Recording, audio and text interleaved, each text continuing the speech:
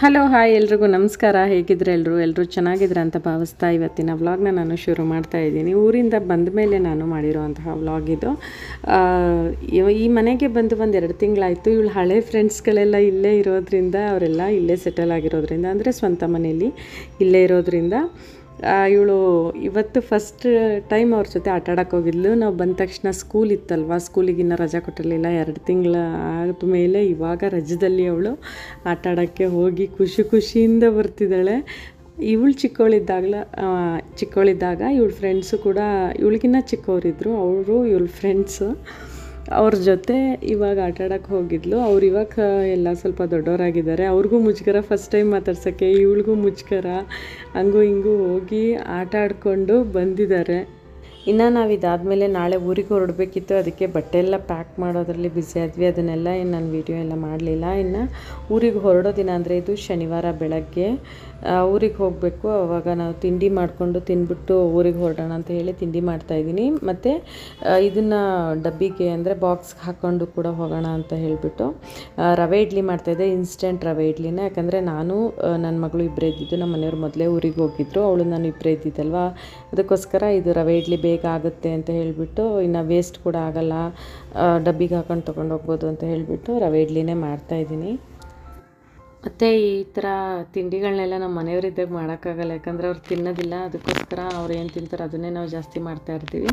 ಅವ್ರು ಇಲ್ಲದೇ ಇರುವಾಗ ಈ ರೀತಿ ತಿಂಡಿಗಳನ್ನೆಲ್ಲ ಮಾಡ್ತಿರ್ತೀನಿ. ಇದನ್ನು ಎಷ್ಟೋ ವ್ಲಾಗ್ಗಳಲ್ಲಿ ಹೇಳಿದ್ದೀನಿ ನಾನು.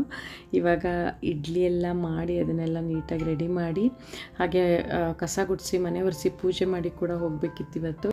ಯಾಕಂದರೆ ನಮ್ಮ ಮನೆ ದೇವರು ಹಿರಿಸಾವೆನಲ್ಲಿರೋ ಚೌಡೇಶ್ವರಿ. ಈ ಚೌಡೇಶ್ವರಿ ಒಕ್ಕಲು ಇರೋರ್ಗೆ ಏನಂದರೆ ವರ್ಷಕ್ಕೊಂದ್ಸಲ ಯುಗಾದಿ ಹಬ್ಬ ಆದಮೇಲೆ ಕಂಬ ಅಂತ ಬರುತ್ತೆ. ಅದು ಸಾಮಾನ್ಯವಾಗಿ ಚೌಡೇಶ್ವರಿ ದೇವರು ಅಥವಾ ಅಚಲ ಪರಮೇಶ್ವರಿ ದೇವರು ಇಂಥವ್ರು ಯಾರ ಮನೆ ದೇವರಿರುತ್ತೆ ಅವ್ರಿಗೆ ಗೊತ್ತಿರುತ್ತೆ. ಈ ಕಂಬ ಬಂದಿರೋ ಟೈಮಲ್ಲಿ ಏನಂತಂದರೆ ನಾವು 1 ವಾರ ನಾನ್ ವೆಜ್ ಎಲ್ಲ ತಿನ್ನೋಂಗಿಲ್ಲ. ಪ್ರತಿ ಸಲ ಯುಗಾದಿ ಹಬ್ಬ ಆಗಿ ನೆಕ್ಸ್ಟ್ ಯಾವಾಗ ಮಂಗಳವಾರ ಬರುತ್ತೆ ಆವಾಗ ಕಂಬ ಬರುತ್ತೆ. ಇನ್ನು 8 ದಿನ ಇನ್ನು ನೆಕ್ಸ್ಟ್ ಮಂಗಳವಾರದವರೆಗೂ ಇರುತ್ತೆ. ಆವಾಗ ನಾವು ಯಾರ ಮನೆಗೂ ಹೋಗೋಂಗಿಲ್ಲ, ನಮ್ಮ ಮನೆಗೆ ಯಾರು ಬರೋಂಗಿಲ್ಲ, ನಾವು ನಾನ್ ವೆಜ್ ಎಲ್ಲ ತಿನ್ನೋಂಗಿಲ್ಲ, ಆಚೆ ಫುಡ್ ತಿನ್ನೋಂಗಿಲ್ಲ. ಈ ಥರ ಎಲ್ಲ ಎಷ್ಟೋ ರೀತಿ ನೀತಿ ನಿಯಮಗಳೆಲ್ಲ ಇರುತ್ತೆ. ಮತ್ತು ಮನೆ ಬಾಗಿಲುವರೆಗೂ ಚಪ್ಪಲಿ ಎಲ್ಲ ಹಾಕ್ಕೊಂಡು ಬರೋಂಗಿಲ್ಲ. ಹೀಗೆ ಎಷ್ಟೋ ರೀತಿ ನೀತಿಗಳೆಲ್ಲ ಇರುತ್ತೆ. ಪ್ರತಿ ವರ್ಷವೂ ಈ ಕಂಬ ಬಂದಿರೋ ಟೈಮಲ್ಲಿ ನಾವು ಹಾಗೇ ಇರಬೇಕು. ಮಂಗಳವಾರ ಕಂಬ ಬಂದರೆ ಶನಿವಾರ ಹಿರಿಸಾವೆಯಿಂದ ಹೊನ್ನಳ್ಳಿ ಅಂತಿದೆ ನಮ್ಮೂರ ಹತ್ರ, ಅಲ್ಲಿಗೆ ಹೆಬ್ಬಾರಮ್ಮ ಅಂತ ಬರುತ್ತೆ. ಆ ದೇವರು ಹಿರಿಸಾವೆಯಿಂದ ಹೊನ್ನಳ್ಳಿಗೆ ಬರುತ್ತೆ, ಶನಿವಾರ ಬರುತ್ತೆ. ಅಷ್ಟರಲ್ಲಿ ನಾವು ಮನೆಯೆಲ್ಲ ಸಾರಿಸಿ ಗುಡಿಸಿ ಎಲ್ಲ ಮಾಡಿ ಸ್ನಾನ ಮಾಡಿಕೊಂಡು ಪೂಜೆ ಮಾಡಬೇಕು ಮನೆಯಲ್ಲಿ. ಯಾಕೆ ಅಂತಂದರೆ ಹೊನ್ನಳ್ಳಿ ಬಂದು ನಮ್ಮೂರಿಗೆ ತುಂಬ ಹತ್ತಿರ ಇರೋ ದೇವರು, ಹತ್ತಿರ ಇರೋ ಊರು. ಆ ಊರಿಗೆ ಹತ್ತಿರ ನಿಯರೆಸ್ಟ್ ಬರೋ ಅಷ್ಟರೊಳಗೆ ಪೂಜೆ ಮಾಡಿಬಿಟ್ರೆ, ದೇವ್ರು ಬರೋಷ್ಟು ಮುಂಚೆ ಪೂಜೆ ಮಾಡಿದ್ರೆ ಒಳ್ಳೆಯದು ಅಂತ ಹೇಳಿ ನಮ್ಮೂರಲ್ಲೆಲ್ಲ ಪೂಜೆ ಮಾಡ್ತಾರೆ. ಅಂದರೆ ನಮ್ಮ ಒಕ್ಕಲು ಯಾರಿರ್ತಾರೆ ದೇವ್ರ ಒಕ್ಕಲು ಅವರು. ಹಾಗೆ ನಾವು ಕೂಡ ಇಲ್ಲಿ ಬೆಂಗಳೂರಲ್ಲಿದ್ರೂ ಕೂಡ ನಾವು ಶನಿವಾರ ಹೆಬ್ಬಾರಮ್ಮ ಬರುತ್ತೆ ಅಂತ ಹೇಳಿ ಬೇಗನೆ ಪೂಜೆ ಮಾಡಿರ್ತೀವಿ. ಇವಾಗ ನಾವು ರೆಡಿಯಾಗಿ ಪೂಜೆ ಮಾಡಿ ಇವಾಗ ಬಸ್ ಸ್ಟ್ಯಾಂಡಿಗೆ ಬಂದು ಬಸ್ಸನ್ನು ಹತ್ತಿ ನನ್ನ ಮಗಳನ್ನ ಒಂದು ಸೀಟ್ ಹಿಡಿದು ಕೂರಿಸಿದ್ದೀನಿ. ಅವಳು ನೀವು ಕೂತ್ಕೊಳ್ಳಿ ಅಂತ ಹೇಳ್ತಿದ್ಲು, ಇಲ್ಲ ನೀನು ಕೂರು ಅಂತ ಹೇಳ್ಬಿಟ್ಟು ಕೂರಿಸಿದ್ವಿ. ಅವಳಿಗೆ ಈ ರೀತಿ ಬಸ್ಸಲ್ಲಿ ಹೋಗೋದಂದರೆ ತುಂಬಾ ಇಷ್ಟ. ನಾವು ಹಿಂಗೆ ಬೆಂಗಳೂರಿಂದ ಊರಿಗೆ ಬಸ್ಸಲ್ಲಿ ಹೋಗಿ 10 ವರ್ಷನೇ ಆಗಿತ್ತು ಅನಿಸುತ್ತೆ. ಊರಲ್ಲಿ 1 ಸಲನೋ 2 ಸಲನೋ ಅಲ್ಲೇ ಹತ್ರ ಓಡಾಡಿದ್ದೆ. ಆದರೆ ತುಂಬ ಲಾಂಗ್ ಜರ್ನಿ, 3 ಅವರ್ಸ್ ಬಸ್ಸಲ್ಲಿ ಎಷ್ಟು ವರ್ಷಗಳಾದಮೇಲೆ ಇವಾಗಲೇ ಹೋಗ್ತಿರೋದು. ಇವಳು ಚಿಕ್ಕ ಪಾಪು ಇದ್ದಾಗ ನಾನು ಬಸ್ಸಲ್ಲೇ ಕರ್ಕೊಂಡು ಹೋಗ್ತಿದ್ದೆ. ಅವಳಲ್ಲಿ ಇಳಿದು ಅಲ್ಲಿ ಒಂದು ಸ್ಟಾಪ್ ಕೊಡ್ತಾರೆ. ಬೆಂಗಳೂರು ಟು ಮಂಗಳೂರು ಯಾರು ಹೋಗ್ತಾರೆ ಅವರಿಗೆ ಚೆನ್ನಾಗಿ ಗೊತ್ತಿರುತ್ತೆ. ಸ್ಟಾಪ್ಸ್ ಅಂದರೆ ಬ್ರೇಕ್ ಕೊಡ್ತಾರೆ, 20 ನಿಮಿಷ ಬ್ರೇಕ್ ಕೊಡ್ತಾರೆ. ನೋಡಿ ಇವಾಗ ಕೊಟ್ಟಿದ್ದಾರೆ. ಹಾಗೆ ಬಸ್ ಅವ್ರದ್ದು ಎಲ್ಲಿ ಪಾಯಿಂಟ್ ಇರುತ್ತೆ ಅಲ್ಲಿ ಒಂದು ಬ್ರೇಕ್ ಕೊಡ್ತಾರೆ. ಅಲ್ಲಿ ಇಳಿಸಿ ಅವಳಿಗೆ ವಾಶ್ರೂಮ್ ಕರ್ಕೊಂಡೋಗಿ, ಇನ್ನೂ ಪಾಪು ಇರ್ತಿದ್ಲಲ್ವ, ವಾಶ್ರೂಮ್ ಕರ್ಕೊಂಡೋಗಿ ಮಾಡಿಸಿ ಇಲ್ಲಿ ಏನಾದರೂ ಕೊಡಿಸ್ಕೊಂಡೇ ಕರ್ಕೊಂಡು ಬರಬೇಕಾಗಿತ್ತು. ಊರಿಗೆ ಬರೋಕ್ಕೆ ಬಸ್ ಚಾರ್ಜ್ ಜಾಸ್ತಿ ಆಗ್ತಿರ್ಲಿಲ್ಲ. ಇಲ್ಲ ಅವಳಿಗೆ ತಿಂಡಿಗೆ ದುಡ್ಡು ಜಾಸ್ತಿ ಆಗ್ತಾಯಿತ್ತು. ಅವಳು ಚಿಕ್ಕ ಹುಡುಗಿರುವಾಗ ಇವಳಿಗೇನು ಬಸ್ ಚಾರ್ಜ್ ಇರ್ತಿರ್ಲಿಲ್ಲ. ನನಗೆ 150 ಇತ್ತೋ ಅಥವಾ ಕಡಿಮೆ ಇತ್ತೋ ಅದು ಗೊತ್ತಿಲ್ಲ, ಅಷ್ಟರಲ್ಲೇ ಇರ್ತಿತ್ತು. ಆದರೆ ಇವಳಿಗೆ ತಿಂಡಿನೇ 300-400 ರೂಪಾಯಿಗೆ ನಾನು ತೆಕ್ಕೊಡ್ಬೇಕಿತ್ತು. ಆವಾಗ ಸಾಮಾನ್ಯವಾಗಿ ಊರಿಗೆ ನಾವು ಬಸ್ಸಲ್ಲೇ ಹೋಗ್ತಿದ್ದು. ಆಮೇಲೆ ಕಾರ್ ತಗೊಂಡ ಮೇಲೆ ಇವಾಗ ಇತ್ತೀಚೆಗೆ ಕಾರಲ್ಲಿ ಓಡಾಡ್ತಾ ಇರೋದು. ಅಲ್ಲಿ ಒಂದು ಕಡೆ ನಿಲ್ಲಿಸಿದ್ರು ನೋಡಿ, ಅಲ್ಲಿ ಒಂದು ರೌಂಡ್ ತಿಂಡಿ ಏನೋ ಲೇಸ್ ಏನೋ ತೊಗೊಂಡ್ಲು, ತಿಂದ್ಲು, ಜ್ಯೂಸ್ ಕುಡಿದ್ಲು. ಅದಾದಮೇಲೆ ಇನ್ನೊಂದು ಸ್ವಲ್ಪ ದೂರ ಬಂದಮೇಲೆ ಇವಾಗ ಮನೆಯಿಂದ ನಾನು ರವೆ ಇಡ್ಲಿನ ಬಾಕ್ಸ್ಗೆ ಹಾಕ್ಕೊಂಡು ತೊಗೊಂಡು ಬಂದಿದ್ದೆ ನೋಡಿ, ಅದನ್ನು ಇವಾಗ ತಿಂತಿದ್ದಾಳೆ. ನನಗೆ ಕುಣಿಗಲ್ವರೆಗೂ ಸೀಟ್ ಇರಲಿಲ್ಲ. ಕುಣಿಗಲ್ ಆದಮೇಲೆ ನನಗೆ ಸೀಟ್ ಸಿಕ್ತು. ಆಮೇಲೆ ಯಡಿಯೂರು ಹತ್ರ ಬಂದಾಗ ಸ್ವಲ್ಪ ಬಸ್ಸು ಖಾಲಿ ಆಯಿತು. ಆವಾಗ ಇಬ್ಬರೂ ಒಂದೇ ಕಡೆ ಸೀಟಿಗೆ ಬಂದು ಕೂತ್ಕೊಂಡ್ವಿ. ನಾವು ಮಧ್ಯಾಹ್ನ 12:30 ಬಸ್ ಹತ್ತಿದ್ವಿ ಅನಿಸುತ್ತೆ. ಊರಿಗೆ ತಲುಪೋಷ್ಟರೊಳಗೆ 3:30 ಅಷ್ಟಾಗಿತ್ತು ಟೈಮು. ಇವಾಗ ನಾವು ಊಟ ಮಾಡಿದ ತಕ್ಷಣವೇ ನನ್ನ ಮಗಳು ಮತ್ತು ನಮ್ಮ ಭಾವನ ಮಗಳು ಆಟ ಆಡ್ತಿದ್ದಾರೆ. ಬೀದಿಲೇ ಇರೋದು. ಊರಿಗೆ ಹೋದರೆ ಯಾವಾಗಲೂ ಒಳಗಡೆಗೆ ಬರೋಲ್ಲ. ನಮ್ಮ ಬಲವಂತಕ್ಕೆ ಬೈದರೆ ಎಲ್ಲ ಮುಖ ಸಿಂಡ್ರಿಸ್ಕೊಂಡು ಬರ್ತಾರೆ ಅಷ್ಟೇ. ಇಲ್ಲ ಅಂದರೆ ಎನಿ ಟೈಮು ಬೀದಿನಲ್ಲೇ ಹೀಗೆ ಆಟ ಆಡ್ತಿರೋದು. ಇವ್ರ ಗ್ಯಾಂಗ್ ಅಂದರೆ ನನ್ನ ಮಗಳು ಗ್ಯಾಂಗ್ ಒಂದು ಸ್ವಲ್ಪ ಜನ ಇದ್ದಾರೆ. ಅವ್ರು ಸಂಜೆ ಟೈಮ್ ಬರ್ತಾರೆ. ಅವ್ರನ್ನೂ ಬೈದು ಕಳಿಸ್ತಿರ್ತೀನಿ, ಹೋಗ್ರಿ ಆ ಕಡೆ ಆಟಾಡಿ ಈ ಕಡೆ ಆಟಾಡಿ, ಬಿಸಿಲಿದೆ ಹೋಗಿ ಅಂತ. ಆದ್ರೂ ಕೇಳಲ್ಲ. ಇವಳು ಬಂದಿದ್ದಾಳೆ ಅಂತ ಗೊತ್ತಾದ ತಕ್ಷಣ ಬರ್ತಾರೆ, ನಿರೀಕ್ಷಾ ಅಂದ್ಕೊಂಡು ಆಟಾಡೋದಕ್ಕೆ ಅಂತಲೇ ಹೇಳ್ಬಿಟ್ಟು. ಆವಾಗ ಅವಳು ಅಮ್ಮ ಅಲ್ಲಿಗೆ ಹೋಗ್ತೀನಿ ಆಟಾಡೋಕ್ಕೆ, ಇಲ್ಲಿಗೆ ಹೋಗ್ತೀನಿ ಅಂದರೆ ಊರುಗಳಲ್ಲೆಲ್ಲ ಹೊಲಗಳಿರುತ್ತೆ ನೋಡಿ, ಖಾಲಿ ಹೊಲಗಳು, ಅಲ್ಲಿಗೆ ಹೋಗಿ ಪಾಪ ಆಟ ಆಡ್ತಾರೆ. ಆದರೆ ಏನಂದರೆ ನಮಗೆ ಭಯ ಇರುತ್ತಲ್ವ, ಅಲ್ಲೆಲ್ಲ ಹೋಗಿ ಆಟಾಡುವಾಗ ಏನೋ ಎತ್ತ ಅಂತ. ಅದಕ್ಕೆ ನಾನು ಸ್ವಲ್ಪ ಮನೆ ಹತ್ತಿರದಲ್ಲೇ ಯಾವುದು ಹೊಲಗಳಿರುತ್ತೆ ಅಲ್ಲಿಗೆ ನನ್ನ ಕಣ್ಣಳತೆ ದೂರದಲ್ಲಿರಬೇಕು, ಅಷ್ಟು ಹತ್ರಕ್ಕೆ ಮಾತ್ರ ಕಳಿಸ್ತೀನಿ. ತುಂಬ ದೂರ ಎಲ್ಲ ನಾನು ಕಳಿಸೋದೇ ಇಲ್ಲ. ಸುತ್ತಮುತ್ತ ನನ್ನ ಕಣ್ಣಳತೆಯಲ್ಲಿ ಅವಳು ಕಾಣಿಸ್ತಾ ಇರಬೇಕು, ನಾನು ಕೂಗಿದ ತಕ್ಷಣ ಅವಳಿಗೆ ಕೇಳಿಸ್ಬೇಕು ಅಂತ ಕಡೆ ನಾನು ಕಳಿಸೋದು ಆಟಾಡೋಕ್ಕೆ. ಇವಾಗ ನಾವು ನಮ್ಮ ತೋಟದ ಹತ್ರ ಬಂದಿದ್ದೀವಿ. ನಾನು, ನನ್ನ ಮಗಳು, ನಮ್ಮ ಭಾವನ ಮಗಳು ಮತ್ತು ನಮ್ಮ ಊರ್ಗೀತಿ ಇಷ್ಟು ಜನನು ತೋಟದ ಹತ್ರ ಬಂದಿರೋದು. ಎಮ್ಮೆ ಇಟ್ಕೊಂಡು ಬರೋಕ್ಕೆ, ಎಮ್ಮೆ ಮತ್ತು ಹಸು ಇಟ್ಕೊಂಬರೋಕ್ಕೆ. ಅವ್ರದ್ದು ಎಮ್ಮೆ ದನ ಎಲ್ಲ ಐತೆ. ಸಂಜೆ ಆಗಿತ್ತಲ್ವ, ಇನ್ನೇನು 5 ಗಂಟೆ 5:15 ಆಗಿತ್ತು. ಹಾಗೆ ಮೇಯಿಸ್ಕೊಂಡು ಇಟ್ಕೊಂಡು ಬರೋಣ ಅಂತ ಹೇಳ್ಬಿಟ್ಟು, ಯಾಕಂದರೆ ಅವಳು ಒಬ್ಬಳೇ ಬರ್ತಿದ್ಲು ಇಟ್ಕೊಂಡು ಬರೋಕ್ಕೆ, ಜೊತೆಗೆ ನಾವು ಬರ್ತೀವಿ ಅಂತ ಹೇಳಿಬಿಟ್ಟು ಇವಾಗ ಬಂದಿರೋದು. ಇವರಿಬ್ಬರು ಕೋತಿ ಆಟಗಳು ನೋಡಿ ಹೆಂಗೆ ಆಟ ಆಡ್ತಾರೆ ಅಂತ. ಆಮೇಲೆ ಇವರಿಬ್ಬರು ಹೆಂಗಿದ್ರೆ 5 ನಿಮಿಷ ಜಗಳ ಆಡ್ತಾ ಇರ್ತಾರೆ. ನಾವು ಅವ್ರು ಜಗಳ ಆಡ್ತಾ ಇದ್ದಾರೆ ಅಂತ ಅಂದ್ಬಿಟ್ಟು ಇಬ್ರಿಗೂ ಬೈದ್ಬಿಟ್ಟು ಈ ಕಡೆ ತಿರುಗೋ ಅಷ್ಟರಲ್ಲೇ ಆಗಲೇ ಇಬ್ಬರು ಚೆನ್ನಾಗಿ ಆಗೋಗ್ಬಿಟ್ಟಿರ್ತಾರೆ. ಅಕ್ಕ ಅಂತ ಅವಳು, ಇವಳು ಸಿಂಚನ ಅಂತ ಇವಳು ಜೊತೆಗೆ ಇರ್ತಾರೆ.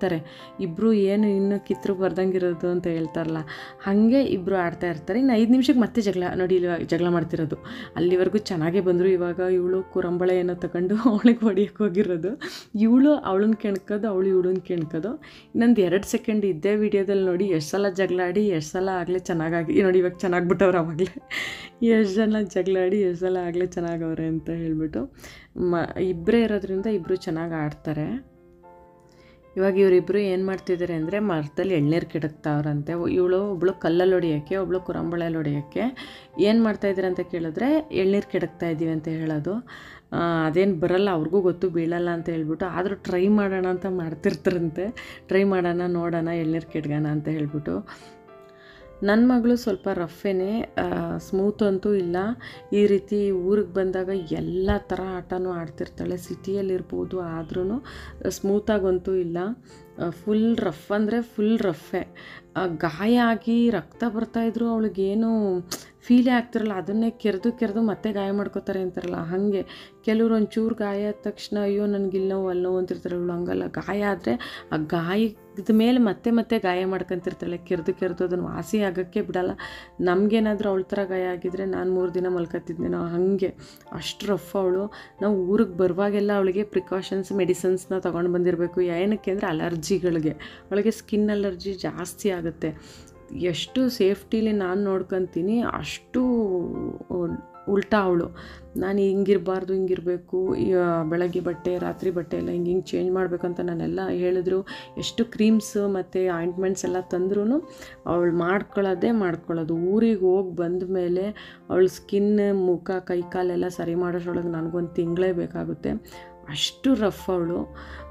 ಏನು ತಲೆನೇ ಕೆಡಿಸ್ಕೊಳ್ಳಲ್ಲ, ಗಾಯ ಆದರೂ ಏನು ತಲೆ ಕೆಡಿಸ್ಕೊಳ್ಳಲ್ಲ, ಹಂಗೆ ಆಟ ಆಡ್ತಿರ್ತಾಳೆ. ಇವಳು ನೋಡಿ ಸಿಂಚನ, ಇವಳು ಅವ್ರ ಅಕ್ಕನ ಜೊತೆ ಜಗಳ ಮಾಡ್ಕೊಂಡು ಇವಾಗ ಹೋಗ್ತಿರೋದು. ಮುಖ ಹೆಂಗೆ ಸಿಂಡ್ರಿಸ್ಕೊಂಡಿದ್ದಾಳೆ. ಇನ್ನು 2 ಸೆಕೆಂಡು ಚೆನ್ನಾಗಾಗಿ ಹೋಗ್ಬಿಡ್ತಾರೆ. ಏನಕ್ಕೋ ಜಗಳ ಮಾಡ್ಕೊಂಡವ್ರೆ ಇಬ್ಬರು. ಅದು ಹೆಂಗೆ ಜಗಳ ಮಾಡ್ತಾರೋ, ಅದು ಏನೇನಕ್ಕೆ ಜಗಳ ಮಾಡ್ತಾರೋ ಗೊತ್ತಿಲ್ಲ. ಒಟ್ಟಿನಲ್ಲಿ 5 ನಿಮಿಷ ಜಗಳ ಆಡ್ತಿರ್ತಾರೆ, 5 ನಿಮಿಷ ಚೆನ್ನಾಗಿರ್ತಾರೆ. ಇವಾಗ ಇಬ್ಬರು ಗದ್ದೆ ಒಳಗಡೆ ಹೋಗ್ತಿರೋದು. ಅಕ್ಕ ಬಾರೆ ಇಲ್ಲೆಲ್ಲ ರೋಡ್ ಐತಿ ಅಂತ ಕರ್ಕೊಂಡು ಹೋಗ್ತಿರೋದು ಅವಳೇನ ಗದ್ದೆ ಒಳಗಡೆಗೆ. ಅವರಿಬ್ಬರು ಗದ್ದೆ ಒಳಗಡೆ ಹೋಗುವಾಗ ನಾನೇನು ಹೇಳಿದೆ, ಚೆನ್ನಾಗಿ ನಿಂತ್ಕೊಳ್ರೆ, ಇಬ್ರದ್ದು ಚೆನ್ನಾಗಿ ಫೋಟೋ ತೆಗಿತೀನಿ ಅಂದರೆ ಹೆಂಗಂಗೋ ನಿಂತ್ಕೊಳ್ಳೋದು, ಇಲ್ಲಿ ಪಾಸ್ಪೋರ್ಟ್ ಸೈಜಿಗೆ ಫೋಟೋ ತೆಗಿದಕ್ಕೆ ನಿಂತ್ಕೊತಾರಲ್ಲ ಹಂಗೆ ನಿಂತಿದ್ರು. ನಾನು ಈ ರೀತಿ ನಿಂತ್ಕೊಳ್ಳಿ, ಆ ರೀತಿ ನಿಂತ್ಕೊಳ್ಳಿ ಅಂದರೆ ಒಬ್ಳು ಮೇಲೆ ಆಡೋದು, ಒಬ್ಳು ಕೆಳಗಡೆ ಆಡೋದು, ಹೆಂಗೆಂಗೋ ಆಡೋದು. ಪೋಸೇ ಕೊಡಲ್ಲ ಇಬ್ಬರೂ ಫೋಟೋಗೆ ಚೆನ್ನಾಗಂತೂ ನಿಂತ್ಕೊಳ್ಳಲ್ಲ, ಹೆಂಗೆಂಗೋ ಇರ್ತಾರೆ, ಹೆಂಗೆಂಗೋ ಆಟ ಆಡ್ತಾ ಇರ್ತಾರೆ. ನಾವು ಫೋಟೋ ತೆಗಿಯುವಾಗ ಒಬ್ಳು ಒಂಥರ ಮುಖ ಮಾಡಿದ್ರೆ ಇನ್ನೊಬ್ಳು ಒಂಥರ ಮುಖ ಮಾಡಿರ್ತಾಳೆ. ಹಾಗೆ ಒಟ್ಟಿನಲ್ಲಿ ಮನೆಗೆ ಹೋದಾಗ ಇಬ್ಬರೂ ಚೆನ್ನಾಗಿ ಆಟ ಆಡ್ತಾರೆ, ಆದರೆ ಜಾಸ್ತಿ ಗಲಾಟೆ ಮಾಡ್ತಾರೆ, ಆಮೇಲೆ ಚೆನ್ನಾಗಾಗಿರ್ತಾರೆ ಇಬ್ಬರೂ.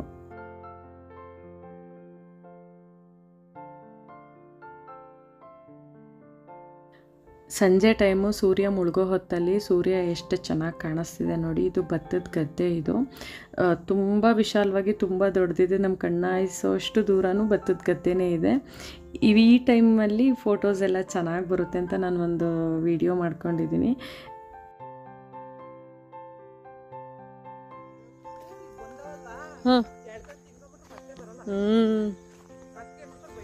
ತಾನೇ ಪಾಪ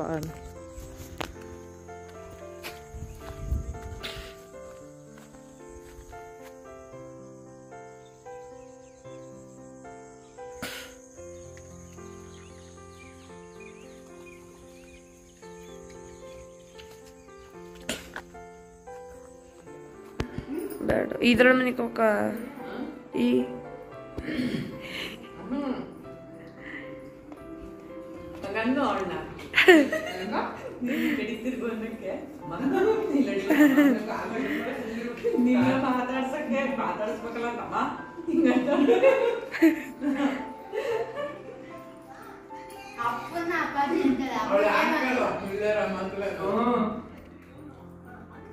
ಆಮೇಲೆ ನಮ್ಮ ಚಿಕ್ಕಮ್ಮನ ಅವರು ನಮ್ಮ ಪ್ರಯಾಣ ಚಿನ್ಮಯರಮ್ಮ, ಜಾನರಮ್ಮ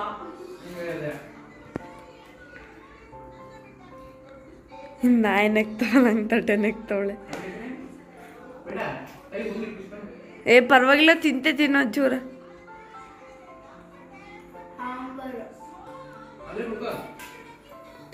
ಕೊತ್ತಿಮರಿ ಅಷ್ಟು ಒಳ್ಳೆ ಬುದ್ಧಿನ ಯಾರಿಗೂ ಇಲ್ಲ.